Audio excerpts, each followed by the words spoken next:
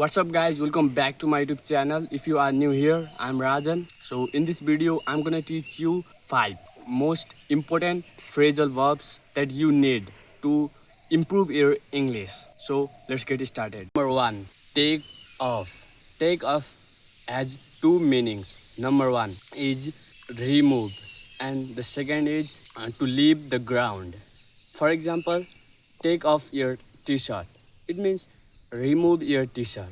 And the next example is the plane took off at 5 a.m. So it has two meanings. Number 2 is put on. Put on means the opposite of take off. It means to wear. For example, put on your t-shirt. It means wear your t-shirt.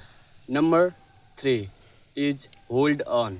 Hold on means to wait. Hold on, I will come there. It means wait, I'm coming. Number 4 is carry on. Carry on means to continue. For example, okay, don't stop, carry on your task. It means don't stop, don't quit, carry on, continue what you are doing. Number 5, look for. Look for means to search for. If you are searching something, then you are looking. If someone asks you what you are looking for, I'm looking for my laptop. It means I'm searching my laptop. I want to give you one bonus phrasal verb as well. Take after. Take after means to take care.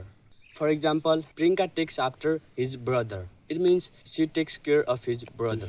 If you enjoyed this video, don't forget to subscribe. And now I want you to make a note of all these phrasal verbs that I teached in this video and use them every single day in your free writing, in your speaking, and I guarantee these will improve your English and you will sound more natural, confident and fluent in English.